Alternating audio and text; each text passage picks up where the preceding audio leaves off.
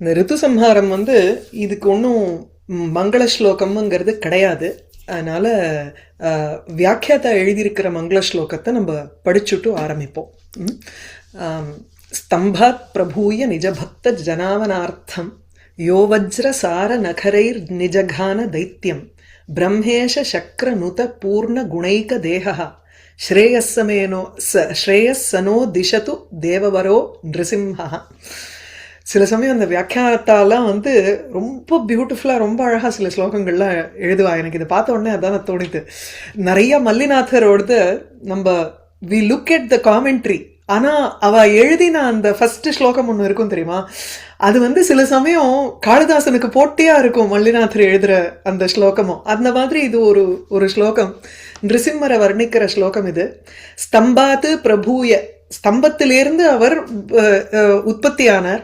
நிஜ பக்த ஜன அவனார்த்தம், தன்னுடைய பக்த ஜனங்களை, அதாவது இந்த இடத்துல இவனை மாத்திரம் பிரகலாதனுக்கு ஒரு ரட்சணை கொடுக்கறதுக்காக, அவனார்த்தம் அவனை ப்ரொடெக்ட் பண்றதுக்காக, யஹா எந்த ஒரு தேவன், வஜ்ர சார நகரைஹி தைத்தியம் நிஜகான, வஜ்ரசார வஜ்ரத்தினுடைய சாரம் இருக்கும்னா எவ்வளவு நகர, வஜ்ரத்தினுடைய சாரம் எவ்வளவு கூர்மையா இருக்குமோ அது போல நகர நகங்களை உடைய நகங்களை கொண்டு தைத்தியம் நிஜகான அந்த அரக்கனை கொன்றாரோ. ஸோ வஜ்ரம்ங்கிறது நமக்கு வஜ்ராயுதம் போலன்னு எடுத்துக்கலாம். அந்த கூர்மையா ஒரு ஆயுதம் தானே, இந்திரனுடைய ஆயுதம் போல. ஆயுதமே பெருசு, அதனுடைய சாரபூதமா இருக்கிறது என்ன, அந்த தீக்ஷ்ணத்துவம் மாத்திரம் எடுத்துக்கணும். அந்த வஜ்ரம் போல தீக்ஷ்ணமாக இருக்கக்கூடிய நகர நகங்களினால் யஹா தைத்தியம் நிஜகான, எவர் ஒருவர் ஸ்தம்பத்திலேருந்து வெளியில வந்து தன்னுடைய பக்தனை காப்பாத்துறதுக்காக அரக்கனை கொன்னாரோ அவருடைய அவர் சஹா நிருசிம்ஹா தேவவரஹா நஹா திசது ஸ்ரேயா, நஹா ஸ்ரேயா திசது, நமக்கு அவர் ஸ்ரேயஸை கொடுக்கட்டும். யாரு, அந்த தேவர்களுக்கெல்லாம் வசதியா இருக்கக்கூடிய நிருசிம்மனானவர் நமக்கு ஸ்ரேயஸை கொடுக்கட்டும் இருக்கு. அதுல இந்த நிருசிம்மருக்கு ஒரு அட்ஜெக்டிவ், பிரம்ம ஈஷ சக்ர நுத பூர்ண குண ஏகதேகா. அவருடைய தேகம் வந்து ஒரே சரீரம். எதுக்காக அப்படி சொல்றாருன்னா, நரன் சிம்மம்னு ரெண்டா இல்லாத ஒரே தேகத்துல இருக்கு அண்ட் பூர்ண குணங்களை கொண்டதாக இருக்கு. இதுல பல பேர் வந்து சொல்றச்சே நம்ம என்ன சொல்லுவோம், ஆள் பாதி சிங்கம் பாதி அப்படின்னு பாதின்னு அந்த பகவானை வந்து பாதியா சொல்லுவோம். அப்படி இல்லை, இவர் பார்க்கிற விதமே பூர்ணமா பார்க்கிறாருங்க. He doesn't see him as half human half animalனு பார்க்கலங்க. அதுதான் அந்த நம்ம பெர்ஸ்பெக்டிவ் தானே சொல்றது. இவர் எப்படி இருக்காருன்னா, பிரம்மா ஈசன் சக்கரன், அதாவது இப்போ இந்திரன், இவர்களால் துதிக்கப்பட்ட, இவர்களால் நமஸ்கரிக்கப்பட்ட பூர்ண குணங்களை உடைய ஒரே தேகம். அப்படின்னா விஷ்ணுனுடைய அவதார ரூபமாக சொல்லும் பொழுது விஷ்ணுவுக்கு என்னென்னலாம் அனந்த கல்யாண குணங்கள் நம்ம சொல்லுவோமோ அத்தனை குணங்கள் பொருந்தினவர் நிருசிம்மர். அது வெறும் கோபத்தோட இருக்கார், இது மாத்திரம் இருக்கு, அதெல்லாம் கிடையாது. அத்தனை குணங்களோட பூர்ணமாக இருக்கார். அதனாலதான் பிரம்மா, பரமேஸ்வரன், இந்திரன் எல்லாரும் நமஸ்காரம் பண்றான். அப்பேற்பட்ட நிருசிம்மர் நஹா ஸ்ரேயா திசது, நமக்கு ஸ்ரேயஸை கொடுக்கட்டும்.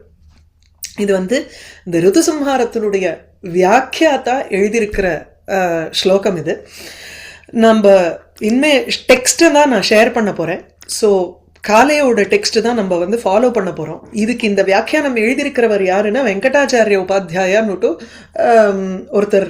ரீசெண்ட் காமெண்ட்ரி இது.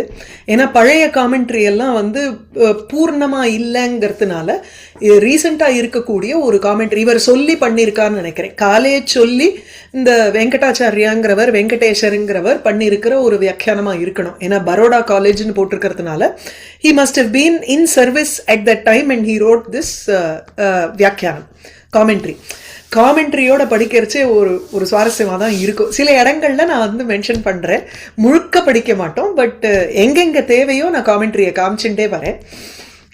College introduction is always really extensive and ஒரு மாதிரி நன்னா இருக்கும். அதனால நான் வந்து I prefer to go over that. இதை எடுத்து ஸ்லைடில் போடுறதுக்கு பதிலாக இதுல இருந்தே நம்ம படிச்சுன்னு போயிடுவோமே அங்கங்கன்னுட்டும் நான் வந்து மார்க் பண்ணி வச்சிருக்கேன் சில இடங்கள்ல. So will just go over that. As we all know காளிதாசர் தான் வந்து ரிதுசம்ஹாரம் எழுதியிருக்காருங்கிறது பாப்புலர் ஒப்பீனியன். அது உண்மையா இல்லையா அதெல்லாம் நிறைய சர்ச்சைகள் இருக்கு இந்த இடத்துல. ஸோ காளிதாசன் நிறைய போயிட்ஸுக்கு வந்து காளிதாசன் பேரு. இப்ப எப்படி நம்ம வந்து வியாசருங்கிறவரை வந்து ஒரு டைட்டில்னு சொல்றோம், அந்த மாதிரி ஒவ்வொரு கல்பபேதத்துக்கும் ஒவ்வொரு வியாசர் இருந்தா புராண கர்த்தாவாக இருக்கக்கூடியவர்கள் எல்லாம் வியாசர்னு சொல்றோம். இந்த நம்மளுடைய இந்த மன்வந்தரத்துக்கு உங்களுக்கு வியாசர், அதாவது சத்தியவதி சுதகா தான் வியாசரா இருக்கிறவர். முந்தின மன்வந்தரத்துக்கு பராசரர் வந்து வியாசரா இருந்தார். இது விஷ்ணு புராணத்திலேயே உங்களுக்கு வர்றது. அஷ்டாவிம்சதி தமே கலியுகேங்கிறோமோ இல்லையோ, அந்த 28வது யுகத்துல இந்த மாதிரி நடக்கிறதுன்னு. ஸோ ஒவ்வொரு யுக சைக்கிள்லயும் உங்களுக்கு வந்து ஒருத்தர் வியாசரா இருப்பா, ஒருத்தர் செட் ஆஃப் பீப்புள் ஆதித்யர்களா இருப்பா. அந்த மாதிரி பல டிஃபரன்சஸ் இருக்கும் உங்களுக்கு ஒவ்வொரு கல்பத்துக்கும். அந்த மாதிரி பார்க்கும் பொழுது காளிதாசன்ங்கிற பேரை வச்சுண்டு பல பேர் ஹிஸ்டரியில ஆங்காங்கே நமக்கு வந்து ஃபீச்சர் ஆறா. அதுல அட்லீஸ்ட் 3 people were known அப்படின்னு ராஜசேகரர் எழுதியிருக்கிறது. ஏகோபி ஜீயதே ஹந்த காளிதாசோ நகேனச்சித் ஸ்ருங்காரே லலிதோத்காரே காளிதாச த்ரையி கிமு. ஒரு காளிதாசனே நமக்கு வந்து எவனாலையும் வந்து அவனை வந்து ஜெயிக்க முடியல. காளிதாசகா ந ஜீயத்தே காளிதாசகா ந அபிபூயத்தே இத்தியர்த்தா. ஒரே ஒரு காளிதாசனை யாராலையும் ஜெயிக்க முடியல. இந்த ஸ்ருங்காரத்துல அதுவும் லலித உத்காரே லாலித்யம் ஒரு கிரேஸ கொடுக்கக்கூடிய அந்த ஸ்ருங்கார ரசத்துல 3 காளிதாசன் இருக்கானா அப்படின்னு வியக்கிறார் ராஜசேகரன் அவனுடைய ஒர்க்ல. அப்போ 3 இருந்திருக்கலாம், 3 ராஜசேகரனுக்கு தெரிஞ்சிருக்கலாம்ங்கிறது நமக்கு இந்த ஸ்லோகத்திலேருந்து புரியறதுங்கிறார். ரைட். ஸோ ஏகஹான்னு சொல்றது வந்து நம்ம அபிஞான சாகுந்தலம் ரகுவம்சம் எழுதினவரா இருக்கணும் அப்படின்னு நம்ம தீர்மானம் பண்றோம். இன் ஜெனரல் உஜ்ஜயினி தான் அவருடைய ஸ்தானம், அதெல்லாம் சொல்றது. டேட் பார்த்தோம்னா இட் இஸ் வெரி டிஃபிகல்ட். இன்னும் பெரிய ஒரு கன்ஃபியூஷன். காளிதாசனை வந்து all the way from 2nd BC to 7th AD. Imagine, கிட்டத்தட்ட ஒரு 10 செஞ்சுரிக்கு அவரை வந்து டேட் பண்றோம். அப்படின்னா எங்கெங்க நமக்கு எவ்வளவு கன்ஃபியூஷன் இருக்குன்னு யோசிச்சு பாருங்க.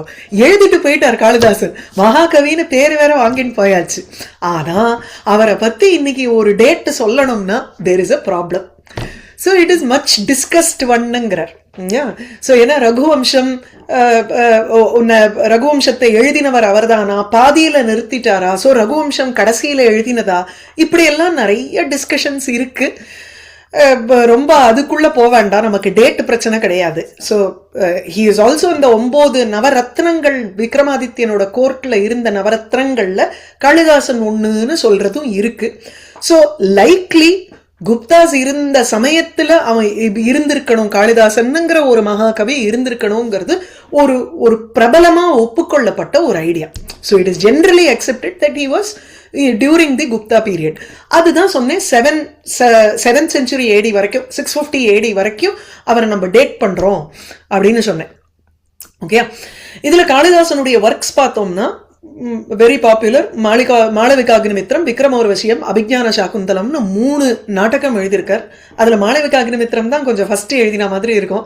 கொஞ்சம் சிறுவிள்ளத்தனமா நிறைய விஷயங்கள், ஒரு ஜாலியா ஒரு ஹியூமரஸா சில விஷயங்கள் இருக்கும். அது அந்த மாதிரி படிச்சோம்னா நமக்கு அப்படி தோணும். வெறுப்போடையே படிச்சுட்டு இருந்தா மாளவிகாக்னிமித்திரமும் சரிப்பட்டு வராது, சாகுந்தலமும் சரிப்பட்டு வராது.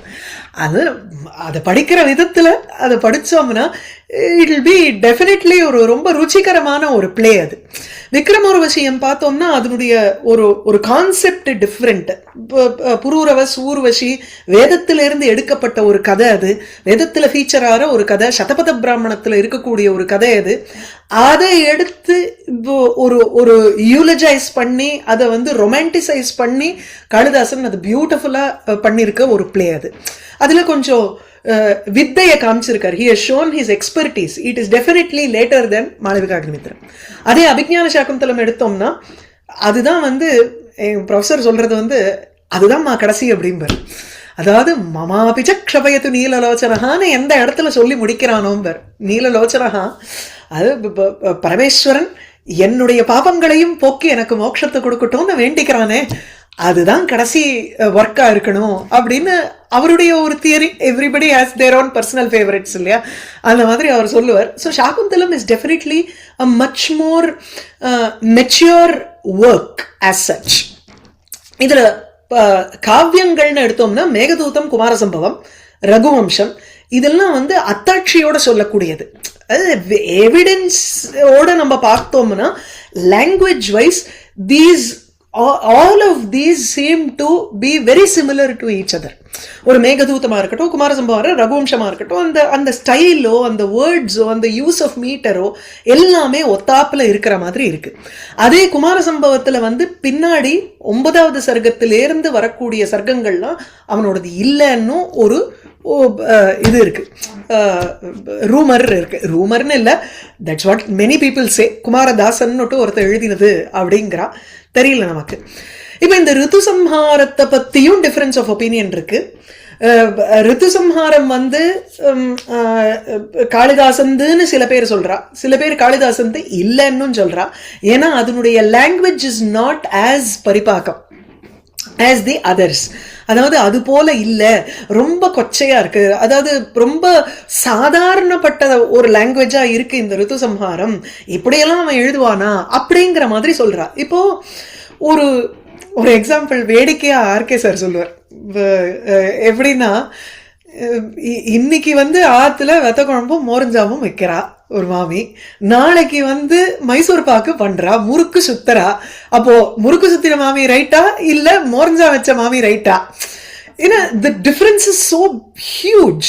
இல்ல இன்னைக்கு மூடு சரியா இல்ல, ரசம் சரியா வரலங்கிறோம் அப்படின்னா அதுக்கேத்த மாதிரி தானே அந்த அந்த ரிசல்ட்டும் இருக்கும். ஆனா இன்னைக்கு பிரமாதமா இருக்க மூடு அப்படியே ஓஹோன்னு சமையல் அமையிறது.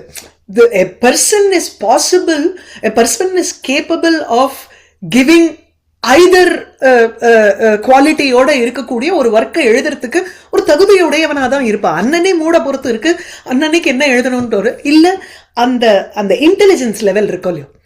இப்போ இன்னைக்கு கத்துக்குட்டியா 18 வயசுல எழுதுற 8 ஸ்லோகம் எப்படி இருக்கும், அதே வந்து மெச்சூரிட்டி வந்து ஒரு 50 வயசுக்கு 60 வயசுக்கு எழுதுற ஒரு 80 ஸ்லோகம் எப்படி இருக்கும் யோசிச்சு பாருங்க. அந்த ஒரு டிஃபரன்ஸா கூட இருக்கலாம். This could be after all his first venture into writing poetry. Possible, நம்ம அதை இது பண்ணணுங்கிறது இல்லை. அது மாதிரி ஆனால் காளிதாசனுக்கு ஆட்ரிபியூட் பண்ற மாதிரி நிறைய ஸ்லோகங்கள் இருக்கு, இன்க்ளூடிங் ஷியாமளா தண்டகம். ஷியாமளா தண்டகம் கூட காளிதாசன் பண்ணது இல்லைன்னு சொல்றவா நிறைய பேர் இருக்கா. அதனால அது ஒரு பக்கம் இருக்கு.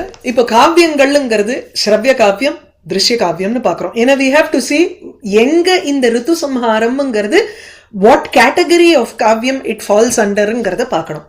ஸோ ஸ்ரவ்ய காவியம் திருஷ்ய காவியம்ங்கிறது, ஸ்ரவ்ய காவியம் வந்து கேட்க தகுதியாக இருக்கக்கூடியது. ஸோ யூஸ்வலி ப்ரோஸ், பொயட்ரி, சம்பு இது மூணும் ஸ்ரவ்ய காவியத்தில் வரும். திருஷ்ய காவியத்தில் உங்களுக்கு நாடகம்னு சொல்லுவோம். எங்க வாத்தியார் ஆனா சொல்லுவார், போயட்ரியும் குமார சம்பவத்தையும் நான் பிளேயா போட முடியுமா, அதை வந்து நம்ம காண்பிக்கிற அப்படி அவன் பிக்சரைஸ் பண்ணியிருக்கான், அதை வச்சு நம்ம பிளே எழுதிடலாம். இதெல்லாம் வந்து திருஷ்ய காவியம் ஸ்ரவ்ய காவியம்னு பிரிவினைங்கிறது நம்ம மனசுல இருக்கு, நம்மளுடைய பர்ஸ்பெக்டிவ்ல இருக்குன்னு. ஆனா ஃபார் பிராக்டிக்கல் பர்பசஸ் ஸ்ரவ்ய காவியம்ங்கிறது கத்தியம், பத்தியம், சம்பு. திருஷ்ய காவியம்ங்கிறது நாடகம். இந்த கத்தியம், பத்தியம், சம்பூல பத்தியம் எடுத்துட்டோம்னா இந்த பத்தியம்ங்கிறது மகாகாவியமா இருக்கலாம், இல்லைன்னா கண்ட காவியமா இருக்கலாம்.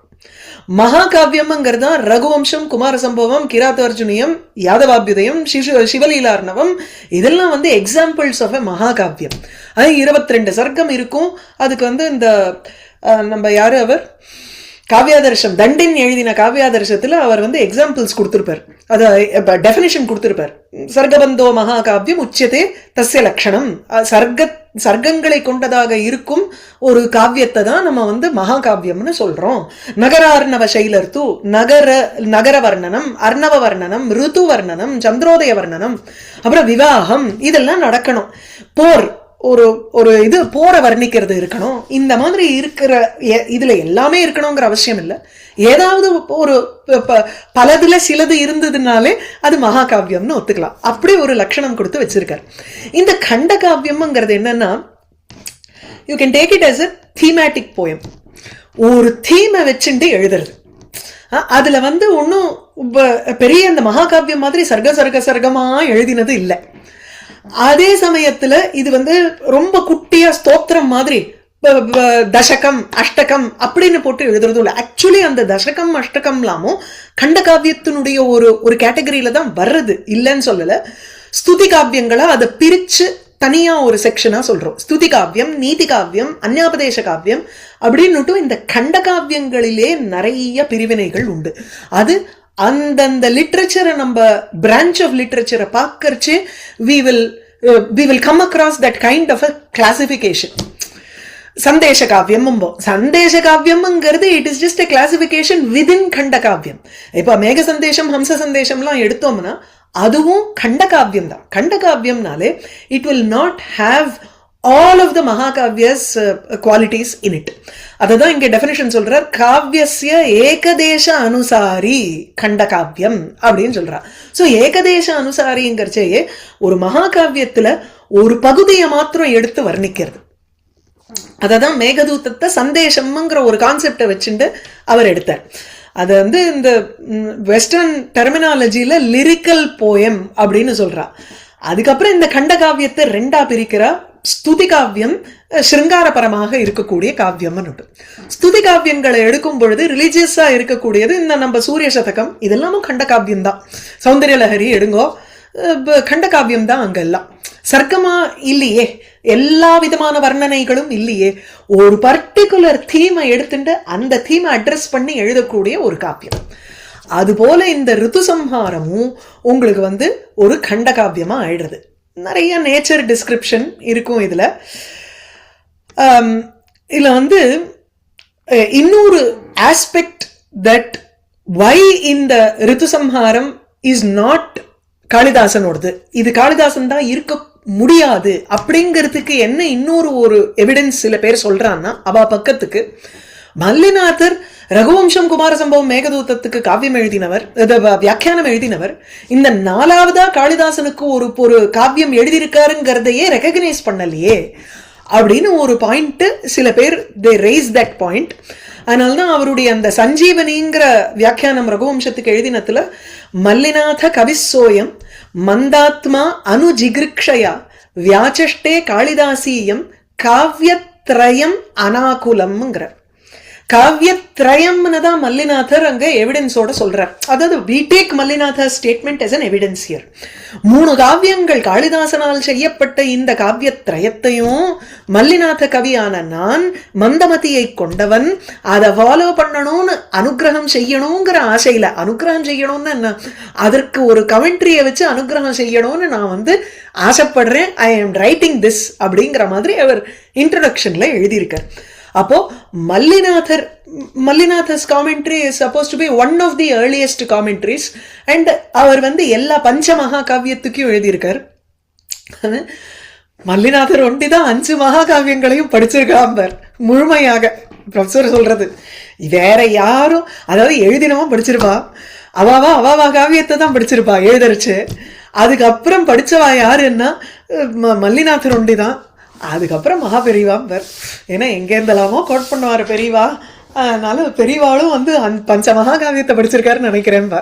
அது மாதிரி Mallinathar has done commentary for all of the 5 மகாகாவியாஸ். at the same time மேகதூதத்துக்கும் பண்ணியிருக்காரு. ஈவன் தோ அது மகாகாவியமா இல்லாட்டா கூட காளிதாசனுடைய காவியமா எடுத்துட்டு அதை பண்ணியிருக்காரு. ஆகையினால 3 காவியத்ரயம் தான் மல்லிநாதர் ரெகக்னைஸ் பண்றா. அப்படி பார்க்கும் பொழுது நமக்கு வந்து ரிது சம்ஹாரம் பிகம்ஸ் ஒரு கொஸ்டின் மார்க், காளிதாசனோடதா இல்லையா அப்படிங்கிற ஒரு கொஸ்டின் மார்க் வர்றது. பட் நம்ம காளிதாசன் எடுத்துன்னு போயிடுவோம், ஏன்னா அழகா இருக்கும். அதுல இருக்கக்கூடிய ஒரு விஷயங்கள்லாம் வந்து ரொம்ப பியூட்டிஃபுல்லா இருக்கு. இந்த sense description of seasons alone அப்படிங்கிறது வேற எந்த ஒரு ஒர்க்கும் அந்த மாதிரி இது வரைக்கும் தெரியல. Maybe later people may have written, அப்புறமா வர்றவாள்லாம் வந்து ருத்துக்களை பத்தி ஒரு காவியம் எழுதணும்னு சொல்லி எழுதியிருக்கலாம், நமக்கு தெரியாது. ஆனா இதுதான் ஒன் ஆஃப் இட்ஸ் கைண்ட்னு சொல்றான். 6 ரித்துக்களையும் நமக்கு சம்ஸ்கிருதத்துல 6 ரித்துக்கள் சொல்றோம். கிரீஷ்ம வர்ஷ சரத் ஹேமந்த சிசிர வசந்த. அப்படின்னு 6 ரித்துக்களையும் ஒவ்வொன்றாக எடுத்துக்கொண்டு அந்த ரித்துக்கள்ல ஜனங்கள் எப்படி இருப்பா, நேச்சர் எப்படி இருக்கும், என்ன புஷ்பம் மலரும் அப்படிங்கறதெல்லாம் வந்து சொல்லி வேற எதையுமே வந்து மைண்ட்ல வச்சுக்காத பண்ணிருக்கான். நிறைய பிராகிருத் போயம்ஸ் இருக்கும், ரித்துக்களினுடைய வர்ணனைகளை சொல்ற மாதிரி காதா சப்தசதி இல்ல பிராகிருதத்துல அங்கங்கே நிறைய நமக்கு அமரு சதகம் இந்த மாதிரி இதுலலாம் there may be stray verses.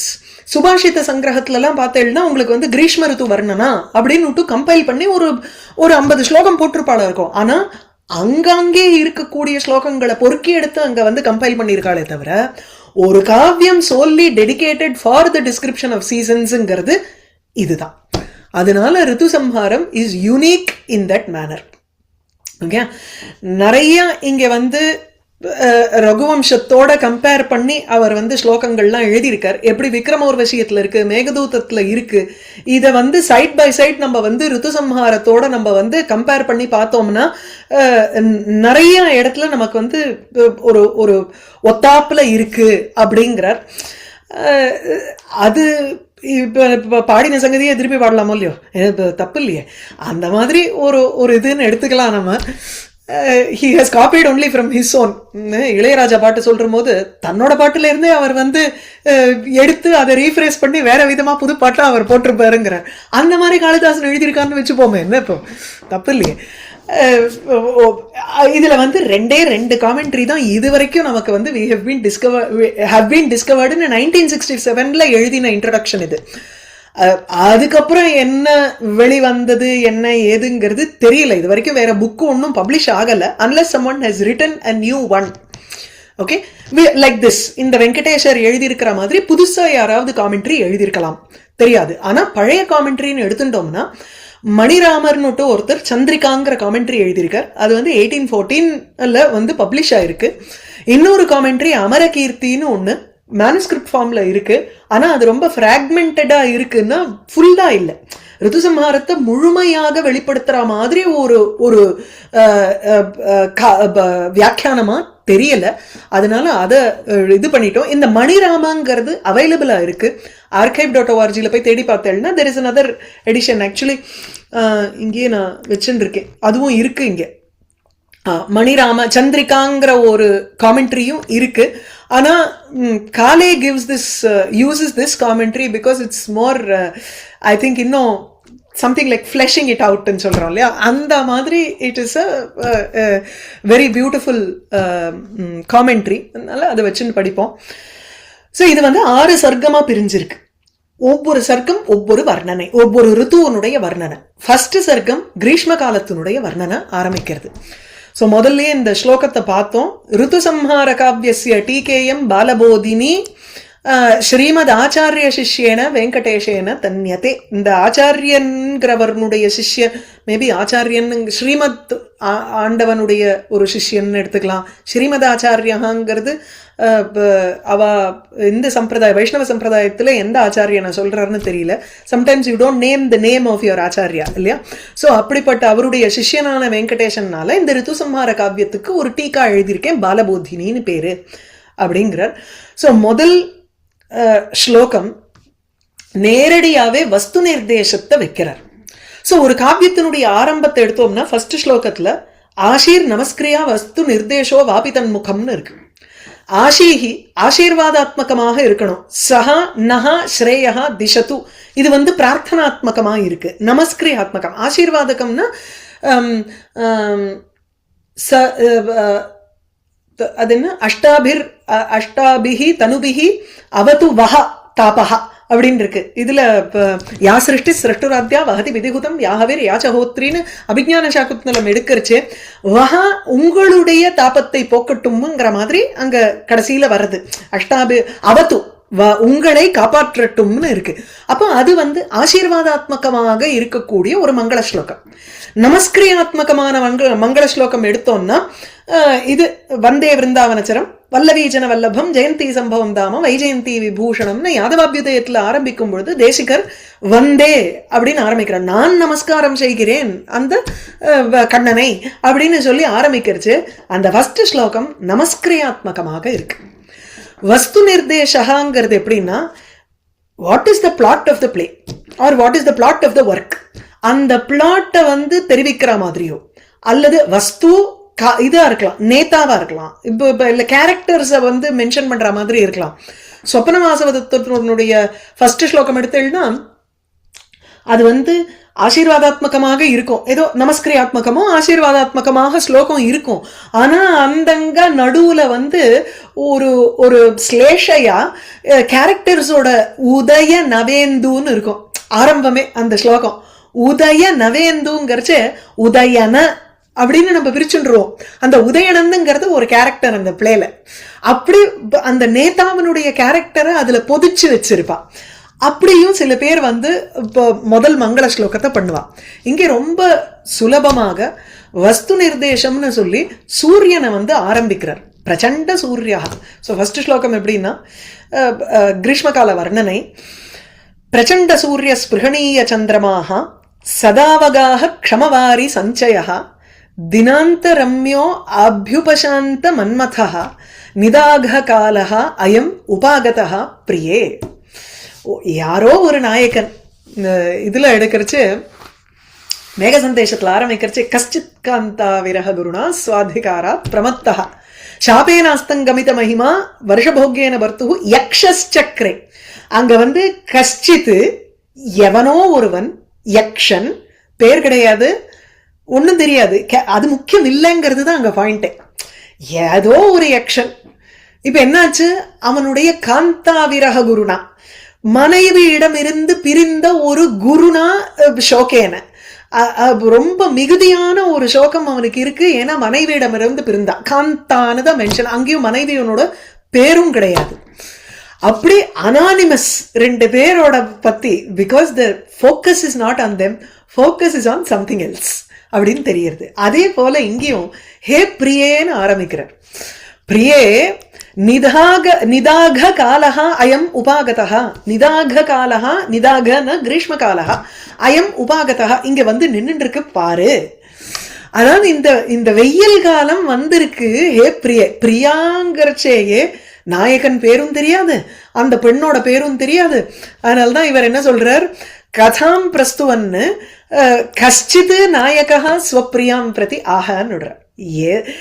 சில பேர் வந்து இது இந்த மணிராமக்காரர் தான் நினைக்கிறேன், காளிதாசனே அவனுடைய பிரியைக்கு சொல்ற மாதிரி அதை எடுத்துக்கிறார். இல்ல இவர் இல்ல, வேற ஏதோ ஒண்ணு பார்த்தேன். யாரோ ஒருத்தர் சொல்றா காளிதாசன் இஸ் அட்ரெஸிங் ஹிஸ் பிலவெட், அப்படி இந்த என்டையர் போயம் அமைஞ்சிருக்கு அப்படிங்கிற மாதிரி சில பேர் ஃபீல் பண்றான். ஆனா நிறைய இடத்துல எப்படின்னா ஏதோ ஒரு நாயக்கன், இந்த மேகதூதத்தினுடைய ஆரம்பம் மாதிரி நம்ம எடுத்துக்கணும். கஷ்டித் யக்ஷா மாதிரி இங்க கஷ்டின் நாயகா ஸ்வப்பிரியாம் ஆக. சிம்பிள். ரொம்ப நமக்கு வந்து இதுல கொடசலே கிடையாது. அதாவது வார்த்தைகள் சுலபமா புரியும், அன்மையும் கொஞ்சம் கஷ்டப்படும். ஏன்னா சமஸ்த பதமா போடும் பொழுது எங்க எது வந்து நமக்கு கனெக்ட் ஆகிறதுங்கிறதுக்கு தான் வியாக்கியானம் பார்க்கணும், வேற எதுக்கும் இல்லை. பிரச்சண்ட சூர்யா எல்லாமே உங்களுக்கு இந்த நிதாக காலகாக்கு தான் அட்ஜெக்டிவா போக போறது. பிரச்சண்ட சூர்யா, பிரச்சண்டகா ரொம்ப தீவிரமாக இருக்கக்கூடிய சூரியன் எதில் இருக்கிறதோ அப்பேற்பட்ட நிதாக காலம்னு கொண்டு வந்து பகுவிரீகியா இங்கே அன்வைக்கணும். எந்த ஒரு சமயத்தில் சூரியன் அப்படியே வந்து பிரச்சண்ட பிரகாசமா அவன் வந்து பாசிக்கிறான். இதுல இருந்தே சூரியனை பத்தி சொல்றதுனால எதுக்கு சொல்றேன்னு பாருங்க. மங்களம் இவர் வந்து வஸ்து நிர்தேசம்னு சொல்லி விட்டுட்டார். ருத்து சங்கேப வர்ணனம், ருத்துவனுடைய வர்ணனம்ங்கிறதுனால இங்க இதுன்னு சொல்லிட்டார்.